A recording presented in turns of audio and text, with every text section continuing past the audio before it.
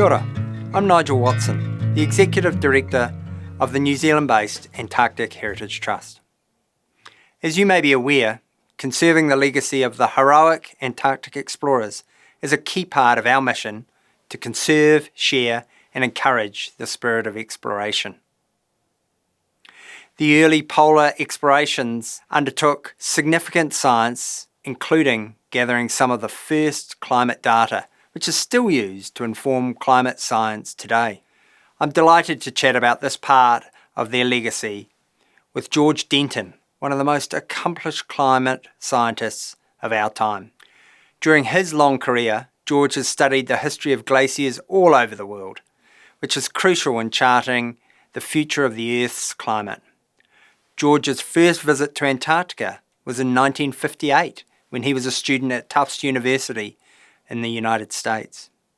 He's since been to Antarctica 30 times, where there are two landmarks, the Denton Glacier and Denton Hills, named in his honour. George received his Master's and PhD from Yale and accepted a teaching position at the University of Maine, where he continues to inspire generations of students. In 1990, George was awarded the prestigious Vega Medal, the oldest and some say the ultimate medal awarded to an outstanding physical geographer.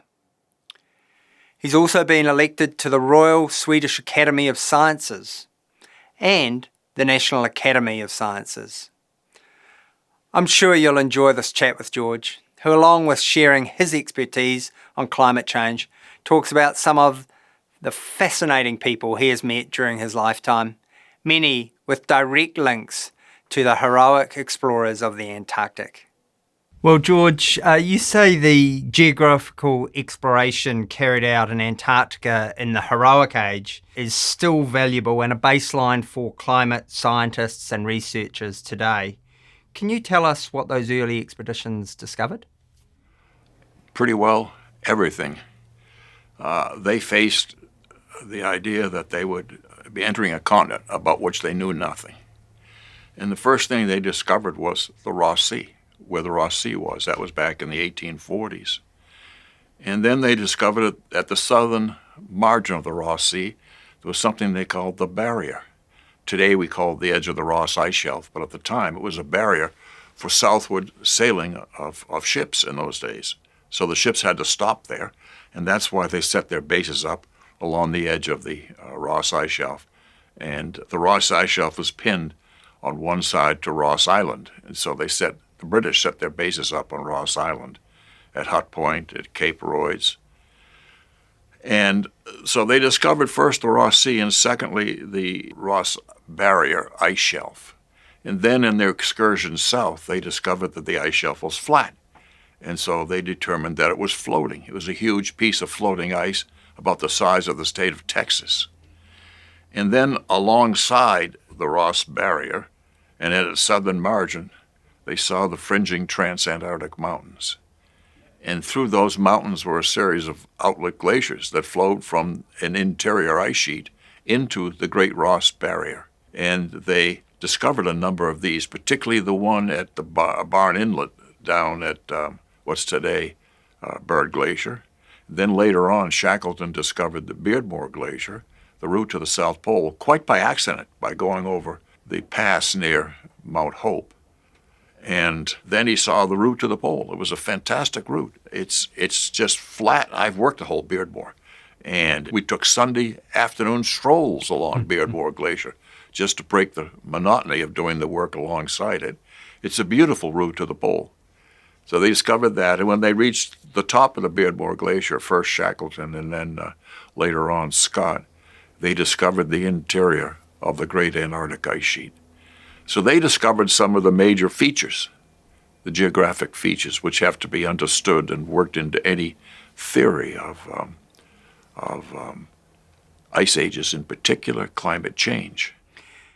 So it was an incredible feat very early when they were man-hauling sledges, no motorised transport, to try and do these large expeditions and these iconic journeys. One of the maps that was created on one of Scott's expeditions has some special significance. Can you tell us about that map and what it signifies? Yeah, this is the map in front of us. That map was put together after the South Polar expedition and showed all the features that I just discussed. When Scott, Wilson, and Shackleton first went south a little bit in the first expedition, but then Shackleton in 1907 to 1910 or thereabouts went all the way to Mount Hope. He discovered from Mount Hope, he looked up this great outlet glacier that drained from East Antarctic ice sheet through these western mountains, the Transantarctic Mountains, into the Ross Ice Shelf. And almost by accident, he got lucky to discover this fantastic route up onto the plateau to the South Pole. So he went up to Beardmore Glacier. He was the first to do that. And then he moved southward at the top of the Beardmore Glacier across the plateau, what they then called the King Edward VII Plateau. We now call it the plateau at the top of the East Antarctic ice sheet. And he therefore made the initial discoveries of the greatest ice sheet on the planet, the East Antarctic ice sheet. He didn't quite reach the South Pole, but he got close. He reached right there, latitude 88.23. Came close.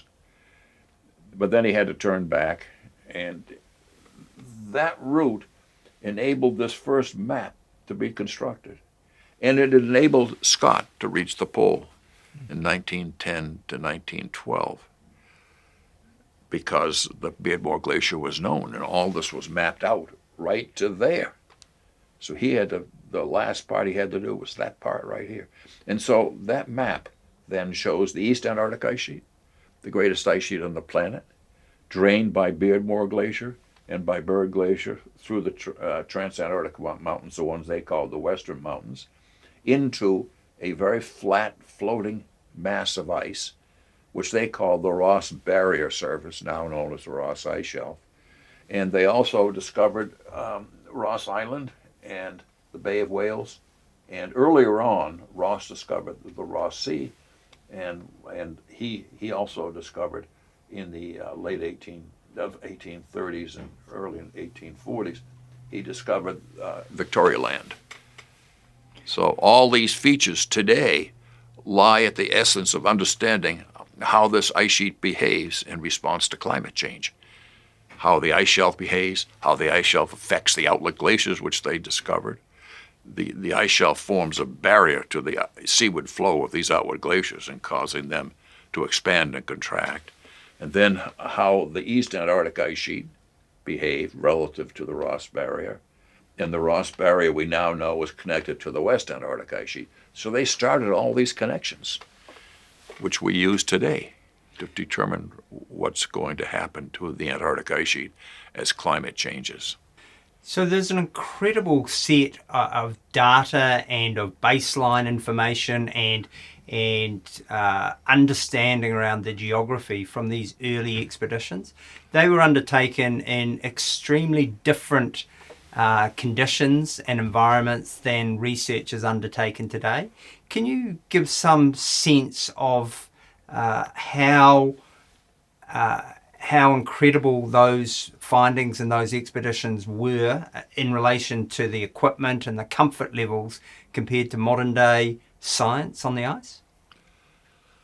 Yes, I can to some degree, I suppose, because when I first went down there, the equipment was not much different from what it was at that stage. But one has to understand that the climate of Antarctica is conducive to field research. It's not a horrendous place. It's a beautiful place, and the climate is fantastic for this. It's dry, there's no rain, there's no insects, there's no vegetation to get in the way. The only thing is that there are occasional bad storms and katabatic wind outbursts from this great East Antarctic ice sheet that they discovered. But I would say that given the conditions, they did a remarkable job in putting things together, and they came up with some of the basic ideas that exist today. For example, Ross Island is a volcanic island here, and there's volcanic rocks make up Ross Island. But resting on top of these volcanic rocks are big, what we call erratics, big boulders of granite and dolerite derived from the Transantarctic Mountains, because that's the only place they exist. And so from that, they determined that the ice sheet in the past had filled the Ross Sea. The first time that a marine ice sheet is one that's based below sea level, was described. Scott called it the Great Ice Sheet, and he envisioned that the Great Ross Barrier had at one time been much further north, and that this barrier had filled the Ross Sea. And that lies at the center of the discussion now about how the ice sheet behaves under different climate conditions. And what he did was use Ross Island as a reverse dipstick, an oil dipstick, in which the granite erratics were up on the top of that dipstick and then down as this Ross barrier expanded and contracted. So they discovered that. And then Simpson, the meteorologist, noticed that there's no melting zones, surface melting zones, on these ice sheets today, either the East Antarctic ice sheet or the Ross barrier. And so he determined that the way that they could change in the past was through changes in accumulation. That as the climate warmed, there'd be more accumulation on the ice sheet, it would expand, and as the climate cooled, there'd be less, and the ice sheet would contract. And so that's still in play right now, too, because what's in play right now for the future of the ice sheet is not so much what's going on at the surface of the ice sheet, although that is important, but what's going on underneath it, where it's being melted by warmer ocean waters in making incursions on the continental shelf. And so there is a competition between the melting underneath the ice sheet and underneath the Ross barrier and the edge of the ice sheet and the accumulation on the surface as to which of these two factors becomes predominant. And which one of those becomes predominant will determine the future of the ice sheet, whether under warming climate conditions it retreats or expands. And right now, there's a large debate on that among scientists. I think it's the most important question being asked in today's Antarctic science. And it started with this. It's a very interesting backdrop. We had the fantastic young scientists from the top universities in Oxford and Cambridge in Britain as part of Scott's and Shackleton's expeditions. You walk now into their historic huts. You still see some of that scientific equipment a century later, the baseline data that's now helping to inform and to take forward, I guess, some of the focus now around climate change and research that's going on. When you talk about the Ross ice shelf being the size of Texas or the size of France, you think about the potential of that detaching or sublimating. You talk about the flows that are coming off the ice sheets and what that may open in terms of flow over time by way of discharge of ice. Can you give us some context around the numbers and the scale of those? Well, if the whole ice sheet to disappear, sea level will come up about 66 meters. There's a lot of ice tied up in that ice sheet. The only part that affects sea level is the part that's now above what's called the flotation limit. The whole ice sheet doesn't affect sea level because part of it's grounded below sea level today, so it's already displacing seawater. But the part that's above this flotation line could raise sea level by 66 meters. It's a lot. It's the end of civilization. Oh, it's the end of coastal civilization, that's for sure. I happen to live on the coast in Maine. My house is 100 meters from the coast. So I'm curious about this, to put it mildly. And this is one of the great changes that can occur because of climate change. And it's the battle between what's going on now is the Southern Ocean is warming. That warming is accompanied by a southern shift of the southern hemisphere westerlies. And those westerlies gin up the circulation around the Southern Ocean such that it leads to upwelling. It's why there are such rich marine waters south of here because of this upwelling. And that upwelling carries with it warmer water is being upwelled that's on the surface. That's unusual. In most cases where there's upwelling, it's upwelling cold water, for example, off of Peru. And that warm water rises to the surface and spreads out. And it spreads out southward into a place called Pine Island Bay and a place called the Ross Sea and all these peripheral areas to Antarctica. And today it seems to be melting the underneath part of these ice sheets. But on the surface, the accumulation is increasing because of this increased warmth.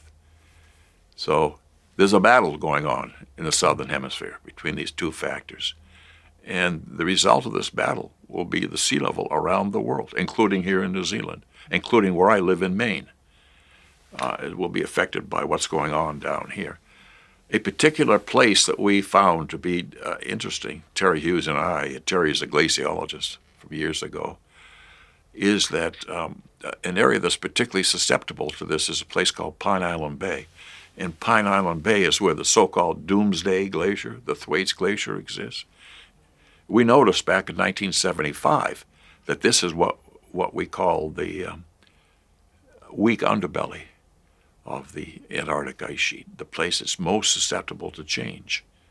It's the place where the circumpolar deep water, the warmer water, it comes into Pine Island Bay. I tried to go to Pine Island Bay in 1983. I got on in March of 83. I got on an icebreaker with a couple of colleagues. We just thought of that idea, and we were going to have a look. So we got on the icebreaker, and I forget whether it was a Polar Sea or one of those American icebreakers. And we were on it for 41 days. We went across the Ross Sea and then around to the Saiple Coast, Mount Saiple, and then tried to get into Pine Island Bay. But we never made it. The icebreaker froze into the ice, and we didn't move for 10 days. The captain got a little panicky. He thought he was going to repeat Shackleton's endurance trip. Of course he wasn't, because he was on a modern icebreaker, but he still, and it turned out the captain was from Maine too, and he panicked. And the minute the wind changed and the ice broke up, he took off back to South America. And so, but the interesting thing was when we were going back to South America, he did stop at Elephant Island to show us Elephant Island.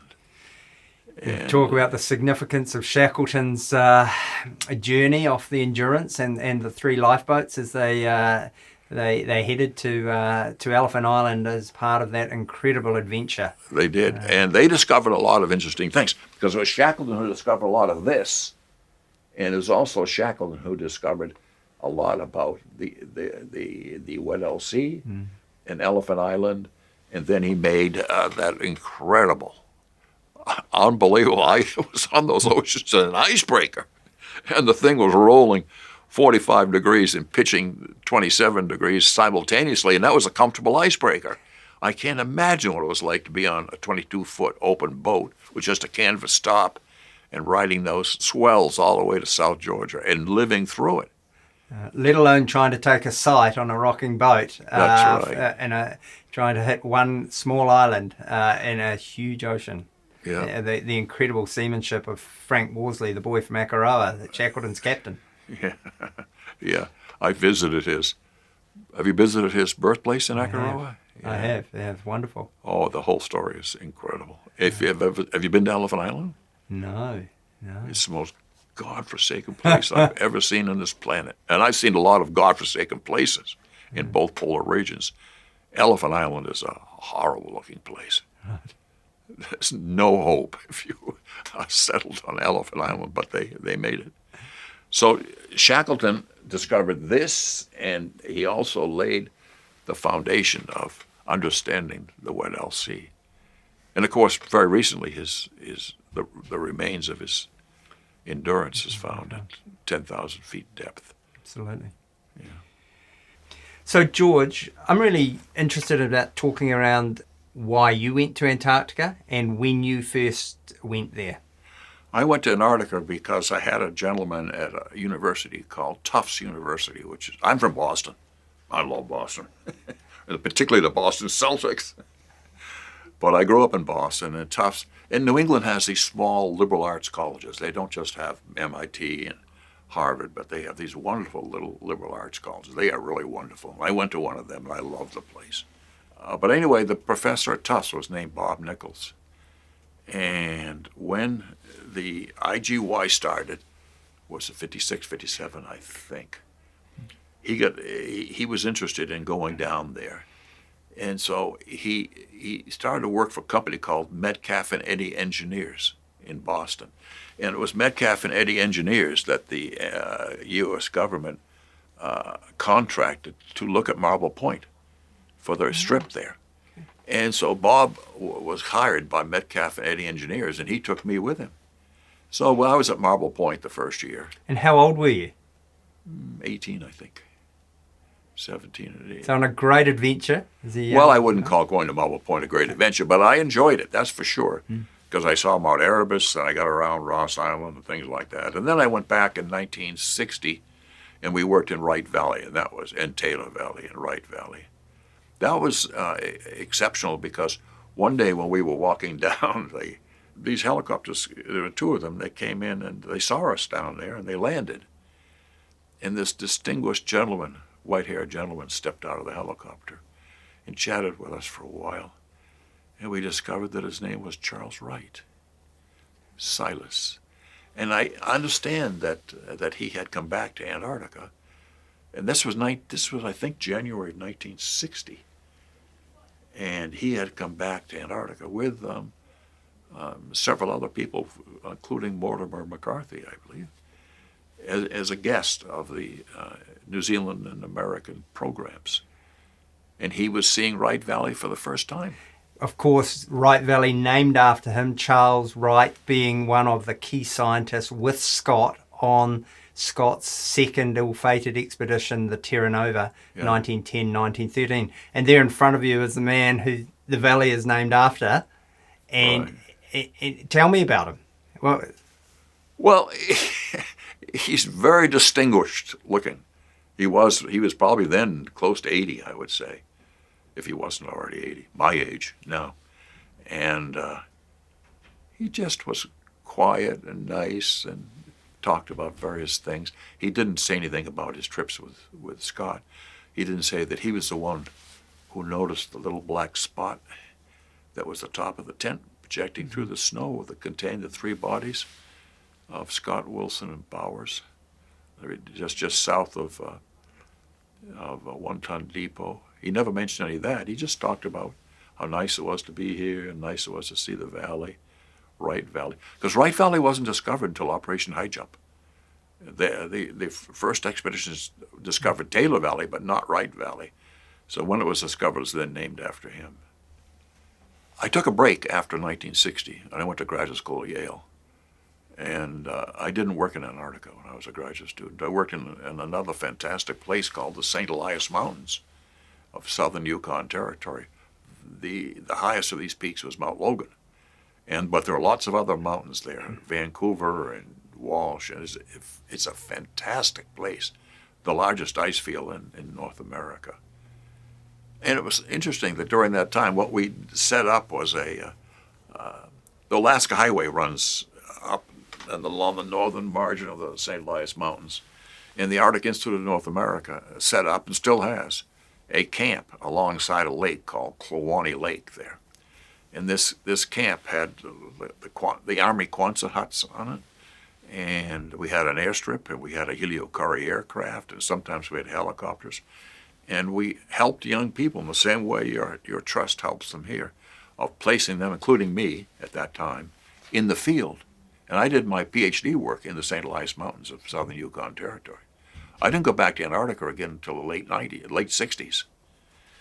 But during that time we were there, it was a beautiful place. One day a caravan pulled in, and it had a family in it, a man and his wife and a couple of kids, a son and a daughter. And he had a Kiwi accent. And he said he was on his way. He worked in Chicago at the time. He was on his way to Alaska on a family vacation. Would we mind if he stayed here? It's such a nice place. We said, of course, I don't mind. And the cook invited him. We had a cook, and he invited him to eat with us. And this fellow helped us moving things, and he did whatever his wife told him. Do the dishes, do the floor, Ed, do the dishes. He didn't seem to mind us at all. He was just a normal human being. And I get suspicious after a while. He was a terribly nice fellow, but pretty straightforward and nothing fancy about him. And something about this guy. I said, would you mind, Ed, signing our guest book? Oh, no, Ed Hillary. So he stayed for a while. He was a wonderful person. So I ran into him, but I didn't run into him in Antarctica. I was there at the same time, but I didn't run into him. I ran into him in the St. Elias Mountains of Yukon Territory. What a wonderful story. And of course, Ed Hillary, after he had summited Everest, a few years later came to Antarctica and established New Zealand's Scott Base. Yeah. And worked closely with the American program. And that's the reason why those two programs are so joined and so aligned today, because of that incredible work back in the mid-1950s. Now, you showed me a wonderful photo of that meeting of that lanky, lean New Zealander at your camp in St. Elias. With a young fellow behind him that was going through all my belongings. Rifling through your Rifling through it, see if there's anything of value there. Now, he looked like a pretty mischievous little 7 or 8 year old. Yeah. And we sent that photo on, and we sent it to Sir Ed's son, Peter Hillary. And he confessed, of course, that it was him going through your gear. But there's a nice footnote to all of that, because Peter Hillary went in the late 1990s with 2 others and recreated the route that both Shackleton and Scott took from Ross Island, towing sleds down to the South Pole, or towards the South Pole. So, I didn't realise that. Yeah, a really nice connection into that Hillary story and family. So, talking of features named after people, you started as a young 18-year-old on your first trip to Antarctica, to Marble Point, but you went on to have an illustrious career in Antarctica as a scientist, as one of the leading scientists, had over 30 expeditions. You've got a glacier named after you. You have the Denton Hills named after you. Can you tell us a little bit about your science journey and some of the incredible places that you've been to and the experiences you've had down there over that long period? Yeah, I can. In the late 60s, I returned to Antarctica. And I then started to go every year until, I think the last year, what was the year? 2000. Maybe it was 1999. And so was there a major theme to this research that you were conducting? To my research, yes. So we would try to follow up on some of the original ideas put forward. Why was and when was the Ross Sea covered with ice? That was the development of the fact that glaciers, big ice caps, could exist in the sea, deep, and they were thick enough so they floored on the bottom of them would rest on the seafloor. And marine ice caps became a source of a lot of investigation in both polar hemispheres. Particularly one that would occupy the Barents Sea north of Norway and Russia. And here, the one that occupied the Ross Sea. So we tried to find out the following. What happens when it gets colder? We knew from our original work that when it gets colder, the ice advances into the Ross Sea. But how does that happen? Because when it gets colder, the accumulation lessens.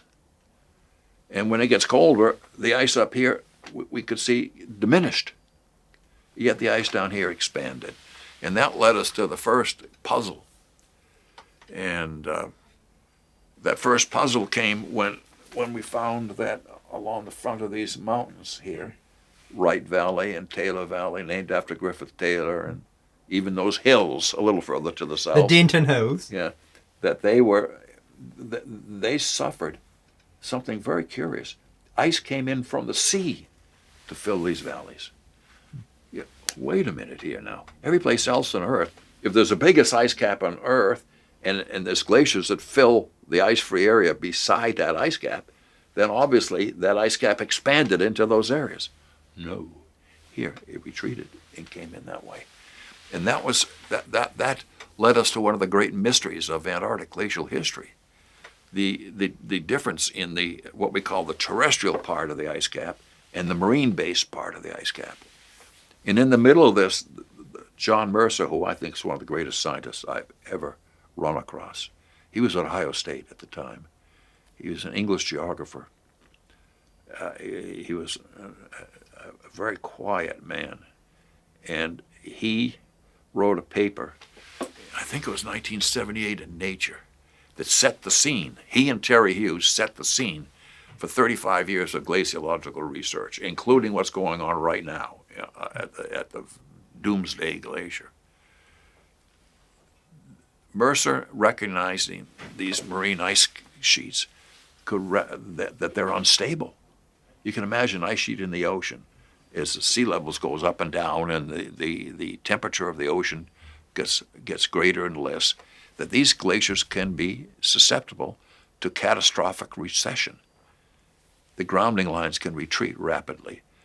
And Mercer put the paper out called CO2 Threat of Disaster. And that was the collapse of the Antarctic ice sheet. And that's what's going on now. Everything that goes on in Antarctica today is based on that paper. There are generations of glaciologists who have made careers studying that question. Is the West Antarctic ice sheet, this part from the Ross Ice down, which is floor below sea level, susceptible to rapid collapse? And that's why the biggest research project going on today in Antarctica is a joint one with the Americans and the British on the Doomsday Glacier in Pine Island Bay. George, you spent some time studying at Clare Hall with Nick Shackleton and Cambridge University in Britain in the 1990s. Right. You became connected with closely with Evelyn Forbes and hearing about her wonderful family, the daughter of the geologist Hartley Travers Farrar, who was a member of Scott's Discovery Expedition. Can you tell us about Evelyn and about some of the stories? Yeah, Evelyn lived in a building just the far side of the major library at Cambridge. A beautiful place. It overlooked the playing fields, and I had a good friend, Charles Swithenbank, and the reason I knew Charles was because we worked together at Bird Glacier years ago. And Charles worked for the Scott Polar. And Charles one day said, I want to introduce you to a friend. And he took me there, and on that street was Stephen Hawking's house, and on one side of the house, and on the other side was Evelyn Farrar's living place. So we went into Evelyn Farrar's, and he introduced me, and we spent a few hours there, and then I left. And she said, why don't you come on back tomorrow at 11 o'clock and have sherry with me? I didn't need to be asked twice. So I got my bike and went back there, and she wanted me to come every day at 11 o'clock and have sherry. And she was dressed immaculately with she was 87 at the time. And she told me stories every day. And she would pick out, just her and I were there, she would pick out for a cabinet like this, open a drawer, and pick out a handwritten letter from Scott to her father, H.D. Farrar.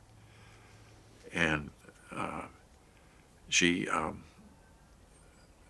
would pick another day one from Clements Markham to her father, all handwritten. She had fantastic things there. And she said, all the books in here, she had books and shelves like this, are from the wardroom of the Discovery, where my father had the cabin next to Scott's. And she went on about this, and every day I had a new part of the story. And were there any parts of that story that stick in your mind? Yeah. One day she said, tomorrow, George, I'm going to meet you down in my kitchen, so don't come up the stairs. We'll come into the kitchen. And she was nearly blind, you see. And so I came into the kitchen. It was a beautiful kitchen. And she was sitting there, and there was a trunk beside my chair that she sat me in. She said, would you mind opening? And in the trunk were a series of scrolls with ribbons around each one. She said, would you open some of those?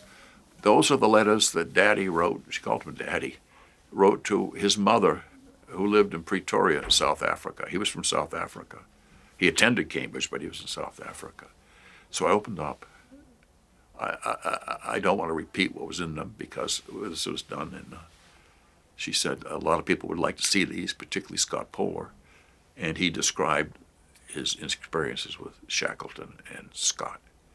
I might have been the only one who's read those letters, and I only read 3 or 4 of them, but woo, they're very special, let me put it that way. And so then she said, these copper, it was beautiful copper on the wall, belonged to Oriana. Oriana Wilson? Oriana Wilson. The widow of Bill Wilson? Yeah. Edward Wilson, who died with Scott. With Scott. And that copperware, did she tell you anything about her relationship with Oriana Wilson? Yeah, well, she told me. I'd never checked into the veracity of all these things. I just assumed what she told me was right. She said that she lived in East Africa, not South Africa, East Africa. And her name was Evelyn Farrar Forbes. And when Oriana was back in Cambridge, she said she never really got over his death, her husband's death. And that in the last part of her life, she was not in good shape. So Evelyn came back and took care of her. And she left all this copper that was in the kitchen to Evelyn. Evelyn, if you don't believe me that she's quite a character, there were little snippets of her online, and she took no prisoners when she made her opinions felt. So I went up to Dundee, and my granddaughter, we went to the Discovery Museum, and I checked out part of the story. His cabin was right next to Scott's. Mm-hmm. Shackleton was down the way a little bit. Yeah, and that's the Discovery Expedition, the British National Antarctic Expedition of 1901, 1904. So an incredible part, the foundation where they made the first journey onto what was then the Barrier, or the Ross Ice Shelf. Right. So starting to tell that story and fill in that history. You know the story of her in Christchurch? No, please. Okay. She told me that when the Discovery came here on its way south, that a lot of the officers on the Discovery and scientists were invited to various homes in Christchurch. One of them was a home of a family called Anderson. And they lived, this is what she told me. I don't know, I never checked any of these stories, so maybe they aren't right, but I think they are. She said that her mother and father were the Andersons on the house halfway between Christchurch and Port Littleton, and they had all the officers there. And that's when Farrar met her mother. Wow. And he married her on the way back. A New Zealander? A New Zealander. So Evelyn's partly a New Zealander. And of course, she said what happened was that a little later when they were coming back to visit their family here, and she was aboard the boat coming back in 1914 or whatever it was. And the news of World War I broke out. And so when they arrived in New Zealand, that Farrar left the family here to be safe. And they stayed here forever after that. They never left. And that Farrar went back to the British Army and was served in North Africa. And when he finished, he was still alive. He came back here and he worked for the Geological Survey. And he died at a young age, about 35, from appendicitis here in New Zealand. Mm-hmm. Anyway, so Evelyn's connected to New Zealand. So, George, in the mid-1980s, you made your own unexpected discovery from the heroic age of exploration when you were working up in Hell's Gate in Antarctic coast, relating to Scott's Northern Party. Can you tell us about what you found and the circumstances in which you found it? Yeah. That year I was working with the Italians in Terra Nova Bay, particularly with a gentleman by the name of Giuseppe Orambelli, a real gentleman. Mm-hmm. And he and I worked together for about 2 months up there. And one of the places we worked was Inexpressible Island in Terra Nova Bay. And we were examining beaches. There are modern beaches formed right at sea level. Then there are higher beaches because the land's been uplifted because of the removal of the weight of the glacier ice during deglaciation. It leads to a rebound of the land and raised beaches. And there are raised beaches all around the Ross Sea. So we were looking at raised beaches, and we were walking. First, we walked by the snow cave site. I don't know if you've been there, but it has a lot of remains of seals and penguins around there. The cave site itself has disappeared, sublimated away.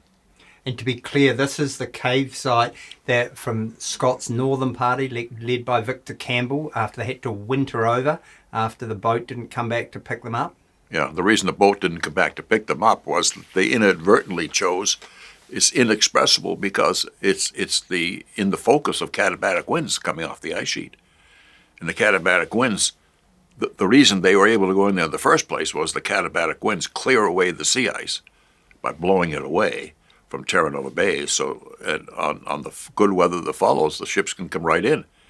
But that sea ice that it blows out forms a barrier at the edge of the bay, and the Terra Nova couldn't get back in to pick them up.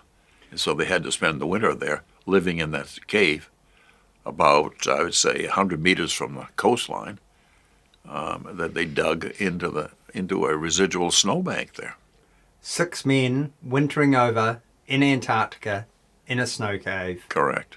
There's a great book in this by a friend of mine, Meredith Hooper, called The Longest Winter.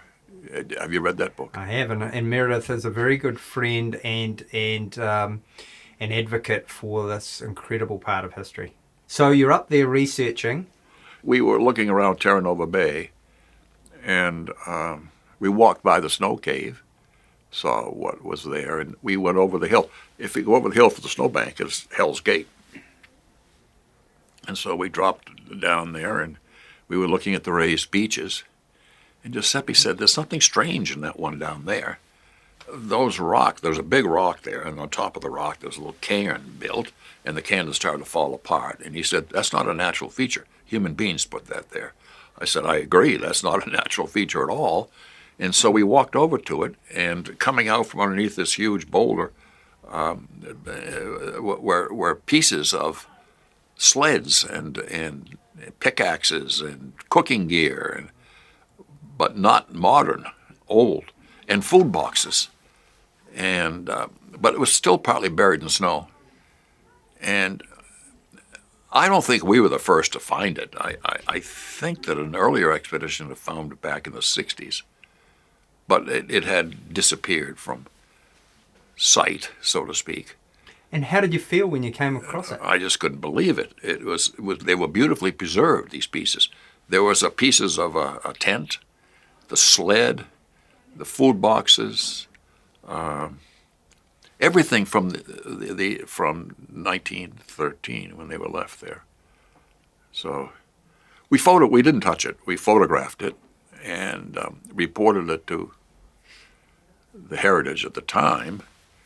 And you sent down 4 people to. That's right. Well, you'll be glad to know now that that sled is in the Antarctic Heritage Trust care in Antarctica. So it's an incredible part of the sledging history and an incredible example of the type of provisions that we used in the heroic age, still intact. The whole thing's intact from 1913. That's right. Well, you put it back together. When we found it, it was basically in pieces. Not small pieces, but it wasn't all intact. So I was happy to see the picture of it. It looks pretty nice now, doesn't it? Absolutely. Isn't that one of your best pieces from Well, I think the Trust has got such a responsibility. There's over 20,000 objects that we care for, artifacts across all of those sites, including Shackleton's hut, which is behind you. Yeah. But that is a very important and powerful piece of the history beyond the expedition basis, because it tells of the sledging history and the way of operating back in the heroic age. So it's an important piece. Oh, absolutely. Yeah. Of course, there's some of the iconic objects that we've found over time, and if we think about Shackleton's expedition, probably the most iconic is the Shackleton whiskey that we found stashed under his Nimrod hut from that expedition, in which he was within 97 nautical miles of the South Pole, having discovered the Beardmore, an incredible part of that history. But of course, Shackleton didn't reach the South Pole, and Amundsen did, and Scott lost his life on the return. And Amundsen, having gone back and with the pole conquered, Shackleton, I think, still had that burning, that desire to want to get back to the Antarctic. He'd been there from the Discovery expedition, the Nimrod expedition, and his great plan, of course, was to try and cross the Antarctic, to be the first to undertake that epic voyage across the continent. An incredibly ambitious undertaking, and he knew he needed support by way of supplies laid by his Ross Sea Party from his Imperial expedition in 1915. But of course, that's most famous for his account and his adventure and heartache with the Endurance, when they set off from South Georgia and deep into the Weddell Sea, and the ship was crushed. And you talked about the joy of seeing that barren island of Elephant Island, and how the 3 boats, the small lifeboats, made it that far.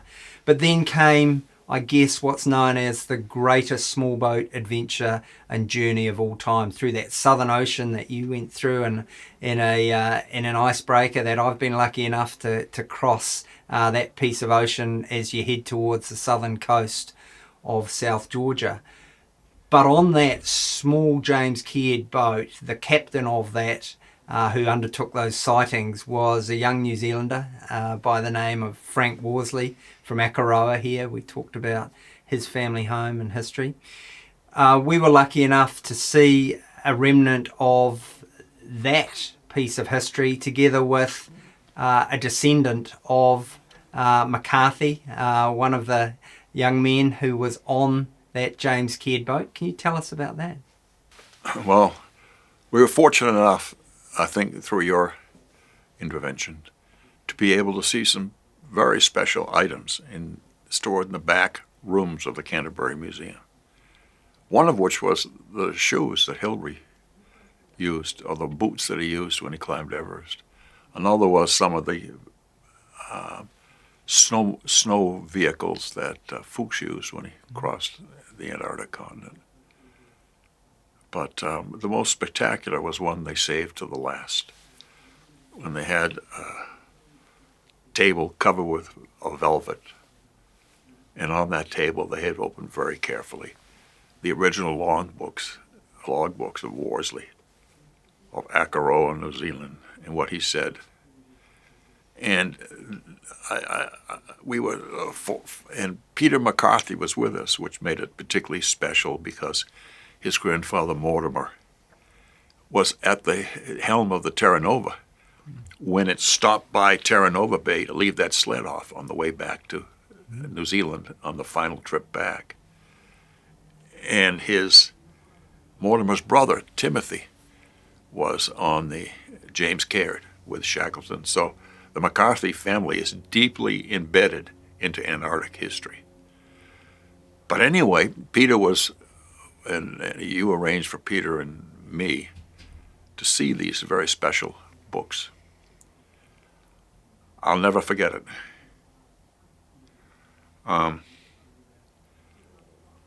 You saw them. They listed the latitudes and longitudes day by day by day, very carefully done by Worsley.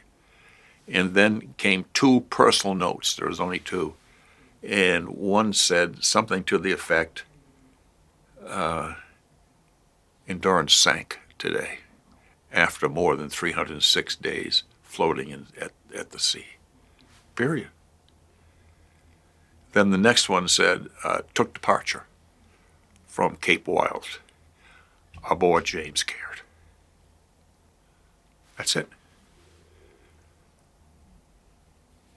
a good seaman, straight to the point, telling things as they were, really, in terms of no fuss and the facts. And his incredible navigation saved them. Yeah, and he didn't bother to say that this was going to be the most trying small boat voyage ever done. George, how do you feel about the fact that now, a century on from Shackleton's death, the wreck of the Endurance has been found at the bottom of the Weddell Sea within 4 miles of the last sighting and recorded sighting of her? Well, I can only describe what I did personally. I live in Maine, and we have a wonderful marine artist that lives down the road from me by the name of Bradley Betts. And Bradley he's never been to Antarctica, but he studied that small boat voyage very carefully. And he made a beautiful painting of the James Caird approaching South Georgia. It's the best one I've seen. It's gorgeous. It's now in my study. And he's painting for me the picture, a painting of the stern of the Endurance that appeared all over the globe. So that's my reaction to it. 2 paintings, one of the James Caird and one of the stern of the Endurance, where you can very clearly see the Endurance. It's a little bit, there's a coral attached to the back that I don't like so much. So he's taking that off because it obscures from the rest of it. But that's quite a photograph of the Endurance at close to 10,000 feet down. It's very special. And an interesting footnote for you, George, that you may not be aware of, is that photograph was taken by the cameraman aboard the expedition that found her. That cameraman's name is James Blake. Now, James Blake, that name is familiar, is a young man who's the son of the late Sir Peter Blake, who was one of New Zealand's most famous sailors, adventurers, and environmentalists who lost his life in the 90s. But what's really interesting around the connection around James Blake is in 2007, when we celebrated the 50th anniversary of the establishment of Scott Base, Sir Ed Hillary came to Antarctica with the then Prime Minister Helen Clark of New Zealand. And we have a photograph of the 2 of them with James Blake, who was our young conservation alumni at Shackleton's hut, where James was working with our conservation team and spent weeks under the building chipping out the ice where they found the whiskey.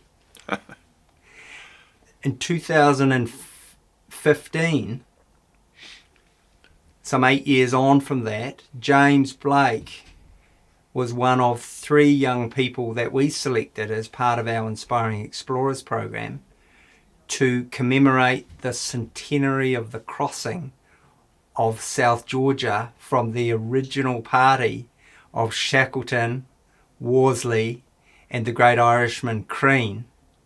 To commemorate that centenary, we took a young Irish, Kiwi, and English young explorer to retrace that journey, and James Blake was one of those and made the movie that documented it. So he's got a great connection back into the Shackleton and exploration theme.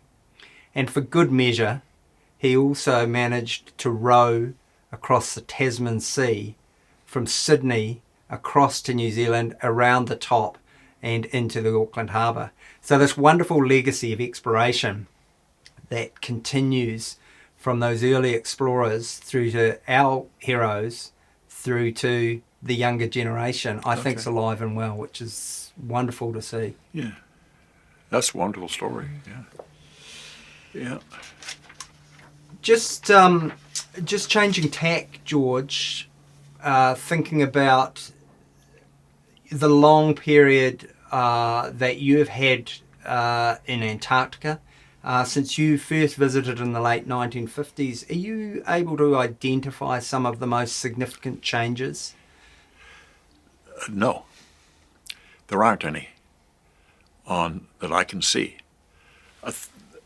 What I've done is compare all the photographs taken by the early British of the glaciers in Taylor Valley, in the Royal Society Range, the Denton Hills, and places like that. And there's almost no change, almost zero on the surface. Most of the change is underneath. There's definitely good evidence of melting underneath the ice sheet, particularly along the Amundsen Sea sector.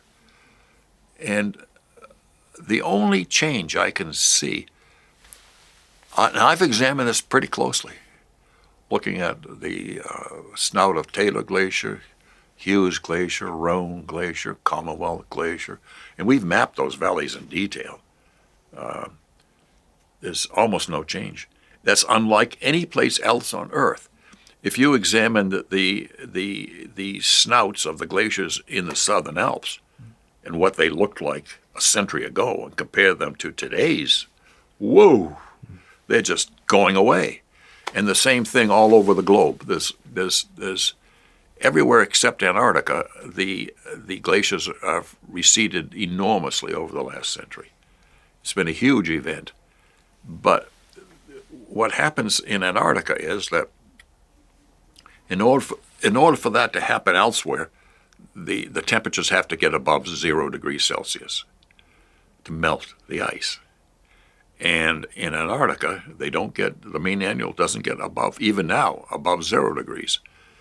So most of the ice loss on these glaciers doesn't take place by melting.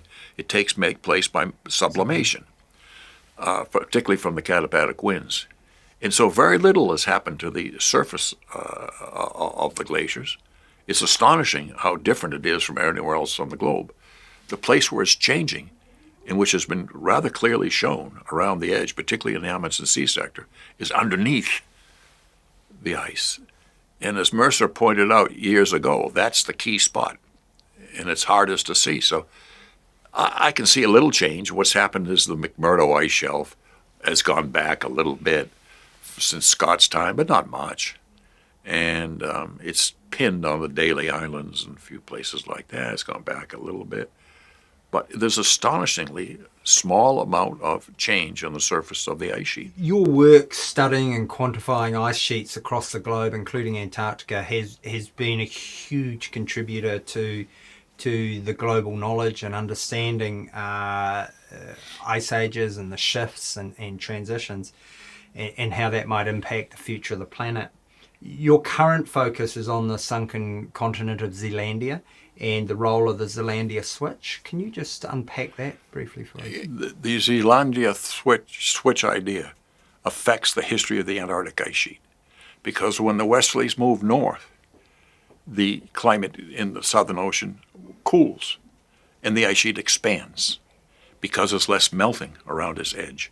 But when the westerlies move south, as they are now, and intensify in their strength, they pull up to the surface warmer water, which melts around the Antarctic ice sheet. Today, as you know, your seasons are determined by the southern hemisphere westerlies moving north and south. And in the winter here, the westerlies move north. And in the summer, they move south. And that's the seasonal pulse beat here in the southern hemisphere.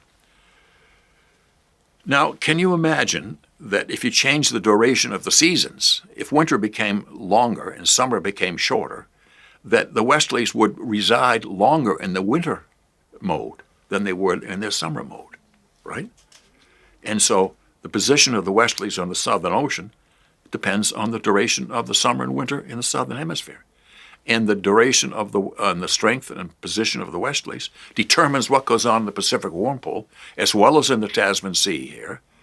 And that determines how the warm pool affects the globe. That's the Zealandia switch idea. And it all depends upon the interaction of the westerlies with the Zealandia Switch, because Zealandia is located near the western Pacific warm pole. And so we have that theory of ice ages that it's received quite a bit of attention since it's come out. Well, it's come out recently, and you're several 100,000 sightings or hits, on so far. Yeah. Well, it's fascinating in terms of the wider perspective and wider view around your work. You must be proud of the legacy that you've created, both in terms of your work, but also your teaching and inspiring the next generation. Well, the greatest benefit has been helping young people, watching them paint the cover for Time magazine, do things like that. The same you feel about helping people through the trust. That's why I like the trust so much. It helps young people. I look out and they're professors or work in good jobs all over the world. Exactly. And I guess to sum up, George, we're sitting here, we're looking at the backdrop of Shackleton's hut behind you. We think of Shackleton, the great explorer.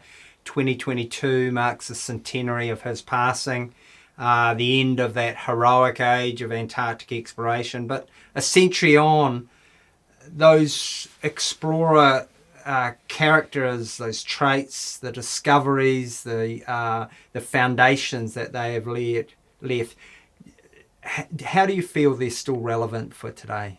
Well, next time you go to Shackleton's hut, look around the environment, and you'll see resting on the surface, right near his hut, a bunch of granite boulders left there by the great ice sheet that expanded across the Ross Sea. We're still working on that. But now what we do is we measure the beryllium-10 content at the top of the boulders so we get the exact age of when they were dropped there.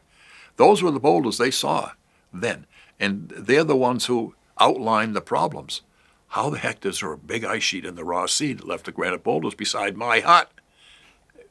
And so it continues on, and we're still now trying to determine what happens to the Antarctic ice sheet when the climate changes, because that ice sheet has the greatest potential influence on sea level around the planet, and therefore the greatest potential for changing the environment of the planet. That all started with those boulders beside the hut at Cape Royds. George, it's been an absolute privilege speaking to you, and we're incredibly grateful for your time, your insight, the legacy that you've created, and again, thank you for sharing with us. Yeah, thank you for everything you've done for me, too, while I've been here with the Trust. Absolute pleasure. Well, what an incredible privilege to be able to hear George Denton's account of his life and his work in climate change, as well as some of the incredible people that he has met along the way.